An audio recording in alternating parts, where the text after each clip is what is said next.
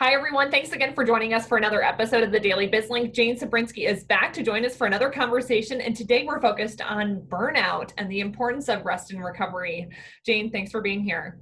Good morning, Lindsay. Thank you. Happy Rocktober. We're still rocking it. We sure are. You know what?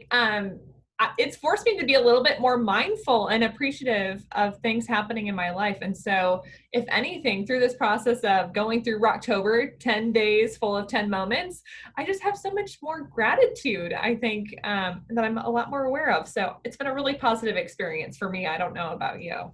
I love that. Well, I've just found myself the same thing, being super intentional, because the whole idea is you wake up in the morning and go, okay, what does a 10-day look like for me today?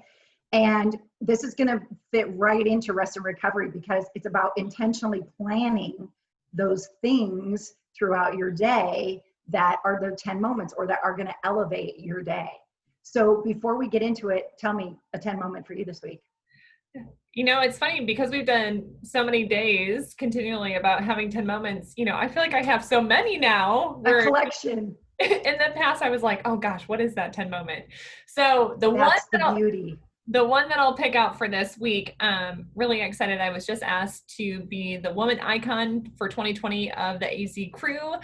So super excited about doing a presentation, sharing a little bit more about my story and what's led to my personal and professional success with the rest of those ladies. So that's definitely a 10 moment and cannot wait for that on October 20th. Awesome. Congratulations. You're rocking October even more. Hey. So one of the things that you have expressed and certainly we're seeing out in the world is, a tremendous amount of burnout. And most of the time, and COVID just created a lot of that for us. I mean, I've heard people talking about working 16, 17, 18 hours a day, 7 days a week. The lines are very blurred between work life and home life now. So it's super easy to stay in that mode. And so I just wanted to talk about the importance of rest and recovery and intentionally building in that time because, it's energy that we're using, right? And if we continue to consume energy without replenishing the energy, that's exactly how burnout happens. So it's not necessarily about the intensity of the energy because we have to give intently or more intensely, in particular seasons or in particular days of the week. And then it's really about the duration. So if we continue in that phase over a long period of time, then that's how the burnout happens. And based on some conversations that I've had with other professionals, and I can even speak from my own personal experience, a lot of times we don't rest or recover because we feel like it's so selfish and that we should be taking care of everybody else and doing everything else that's on our to-do list so we can check it off the list. And that is the furthest thing from the truth, with working with you and then, going through some coaching and really seeing what the end results are. When you do take time to rest and recover, you're able to do more and give more and show up so much better for everyone else. I mean, that's the honest truth. It's so counterintuitive to the way we think and the way we operate. Oh my gosh, if I take a minute to relax, I'm a loser. Somebody's going to call me out. Or if I'm having too much fun, then I don't look like I'm, doing the grind. But the truth is that, first of all, when we do engage in fun activities and we give ourselves that opportunity, more creativity sometimes shows up. We are able to restore that energy, which is great for mental health and for our overall well-being. And what I've really discovered is that number one, being intentional, building it into your day, or at least building it into the end of the week. And the key is that when you designate like this activity or this time period is going to be for rest and recovery, if you go and check your emails or you take that call, what you've done is you've basically just negated the whole purpose of the renewal energy process because now you've stepped away from it and you're back in the throes of it.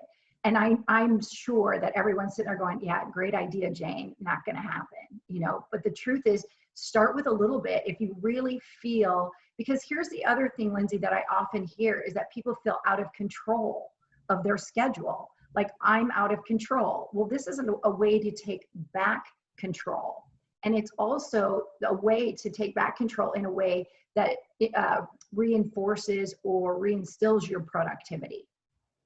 What are your thoughts on that?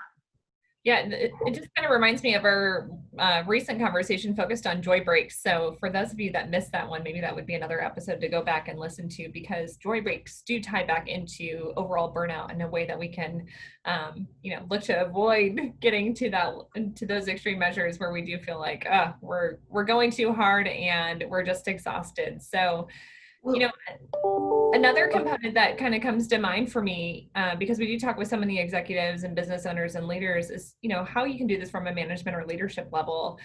Right now, especially during COVID, we're zoomed out. There is some fatigue. People have been going a million miles per hour, and budget season is now coming into play, the holidays, and all those other extra levels of stress.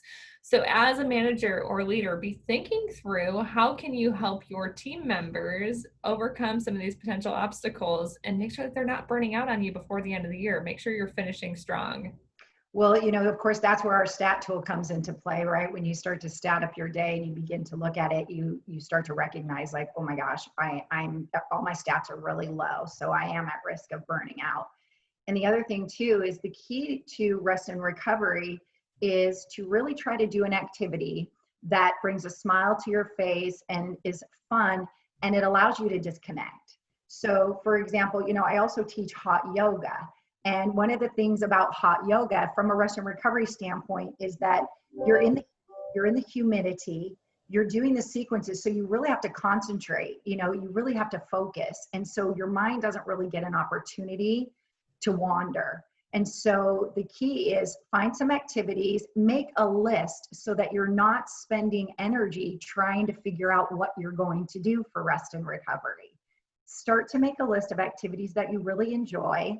Think about the aspect of the activity that you enjoy, and then have that list handy and start to build it in and give yourself permission, knowing that study after study after study shows that this is how you balance and get optimum performance. So Jane, my question for you is, how often should we be resting and recovering? Is it a daily, a weekly, a monthly, an annual thing? What does that look like? Well, you really have to think about the amount of energy that you're expending. So it's going to look different for every person. And, if you're spending 17 hours a day working, you need to build in some rest and recovery. And you really need to listen to your body and be able to recognize, okay, I'm not functioning on all cylinders. We think we do. We think we do. And we think if we can say that we're sitting at the computer working for 17 hours, that we're actually being really productive. But our mind wanders, fatigue sets in, we lose focus.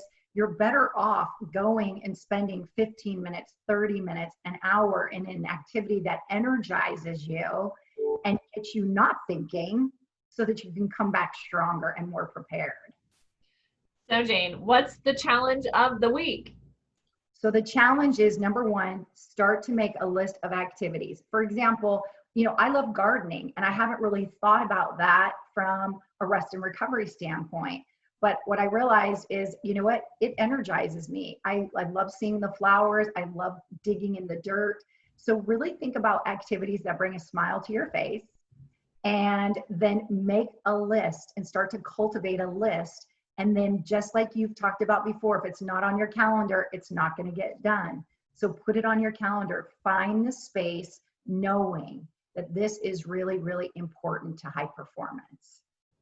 All right, that sounds like a great challenge. The only other thing I would remind people of, it is Rocktober. So if you haven't started the 10-day challenge, now is the time to get started. 10 days full of 10 moments. Jane, thanks again for being here today. Thank you so much, Lindsay. Always a 10 moment being with you.